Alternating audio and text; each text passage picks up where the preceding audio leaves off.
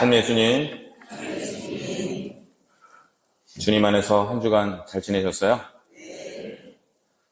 지난 성탄 대축일에 우리 본당에는 34분이 세례를 받고 새 가족이 되셨는데 너무나 기쁘고 감동적인 시간이었습니다.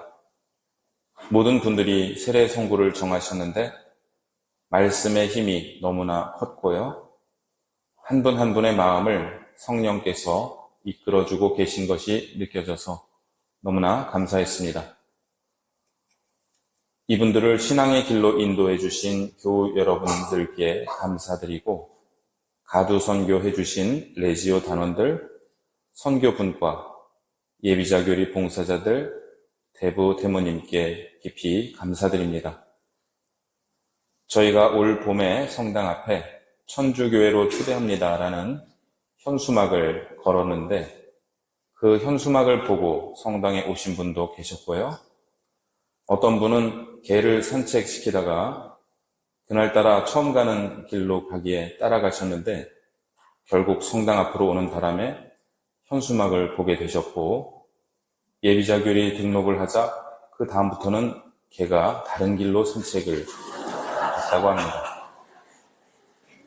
그래서 개에게 감사한다고 하시길래 제가 그럴 때는 개고맙다라고 하는 거라고 말씀드렸는데요. 정말 성령께서 다양한 방법으로 한 분 한 분을 끌어주셨다는 것을 느낄 수 있었습니다. 이제 2023년 한 해가 하루 남았습니다. 주님께서 우리에게 올 한 해 어떤 은총을 주셨는지 돌아보며 감사하는 마음으로 오늘을 지냈으면 좋겠습니다. 오늘은 성탄 다음 주일로 예수, 마리아, 요셉의 성가정 축일인데요. 1921년 제정된 이 축일은 나자렛 성가정을 기억하며 본받기 위해 노력하는 날입니다. 또한 오늘부터 가정성화 주간이 시작됩니다. 성가정에 대한 신심은 본래 유럽에서 시작되었는데 17세기 캐나다 퀘벡의 초대 주교님이셨던 프랑스와 드 라발 성인의 노력으로 확산되었습니다. 1708년 선종하신 라발 성인은 1980년에 요한 바오로 2세 성인에 의해 시복되시고 2014년에 프란치스코 교황님에 의해 시성되셨습니다. 예수님, 성모님, 성요셉의 나자렛 가정이 성가정인 이유는 세 분 모두 하느님 아버지께 예라고 응답하시기 때문입니다. 예수님은 보십시오, 저는 당신의 뜻을 이루러 왔습니다 라는 히브리서의 말씀처럼 아버지의 뜻을 이루기 위해 세상에 오셨습니다. 성모님은 보십시오, 저는 주님의 종입니다. 말씀하신 대로 저에게 이루어지기를 바랍니다 라고 말씀하시며 예수님을 잉태하셨습니다. 성 요셉은 꿈에 천사의 말을 듣고 성모님을 아내로 맞아들이고 예수님의 양부가 되십니다.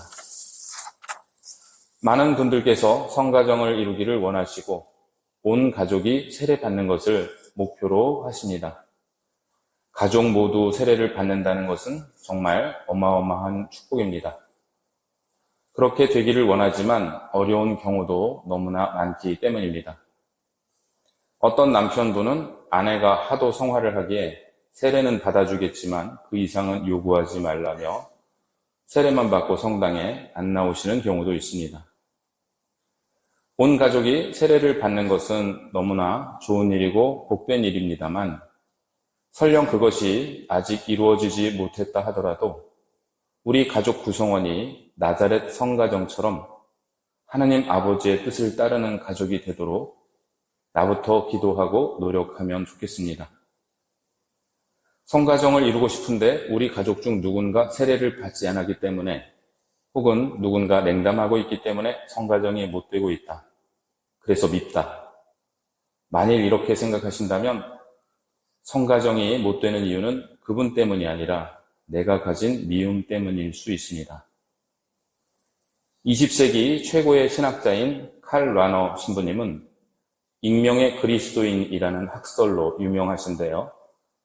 이는 자신이 그리스도인인 줄 모르면서 그리스도인으로 살아가는 사람이 있을 수 있다는 내용입니다. 칼라노 신부님의 말씀은 제2차 바티칸 공의회에 영향을 주어 다른 종교를 믿거나 종교가 없더라도 그리스도를 통한 구원의 가능성이 있다는 내용이 가톨릭 교리로 선언되기에 이르렀습니다. 이 이론을 적용하면 익명의 성가정도 있을 수 있지 않을까요? 우리 식구가 아직 전부 세례를 받고 모두 신앙생활을 하지 못하고 있다 하더라도 하느님께서 우리 각자에게 주신 양심에 따라 충실히 살아가며 서로 사랑하고 이웃을 사랑하는 가족 공동체를 이루어 나간다면 우리는 그 가정을 익명의 성가정이라 부를 수 있지 않을까요? 오늘 일독서에서 집에서는 내 아버지가 나이 들었을 때 잘 보살피고 그가 살아있는 동안 슬프게 하지 마라. 그가 지각을 잃더라도 인내심을 가지고 그를 업신여기지 않도록 내 힘을 다하여라 라고 말합니다. 어머니에게도 물론 마찬가지입니다. 우리는 그렇게 하고 싶은데 현실이 잘 따라주지 않는 경우가 많습니다. 익숙함에 속아 소중함을 잃지 말자는 말이 있는데요. 가족, 특히 부모님과의 관계가 그러한 것 같습니다. 그것이 익숙하기에 소중한 줄 모르고 있다가 잃고 나서야 얼마나 소중한지를 깨닫게 되는 것입니다. 저는 이런 생각을 해보았는데요. 누가 세상을 떠나면 내 마음이 가장 아플까요? 내가 마음 아픈 그 순서가 내가 사랑하는 순서일 것입니다. 세상을 떠나면 내 마음이 가장 아플 그 사람이 내가 가장 사랑하는 사람일 것입니다. 그런데 우리는 정작 그 사람을 가장 함부로 대할 때가 많습니다. 익숙함에 속아 소중함을 잃기 때문입니다. 나는 배우고 있습니다 라는 글에 이런 대목이 나오는데요. 나는 배우고 있습니다. 사랑하는 사람들에게는 언제나 사랑의 말을 남겨놓아야 한다는 것은 어느 순간이 우리의 마지막 만남이 될지 아는 사람은 아무도 없습니다. 우리는 일상 안에서 사랑하는 사람과의 만남에 언제나 최선을 다해야겠습니다.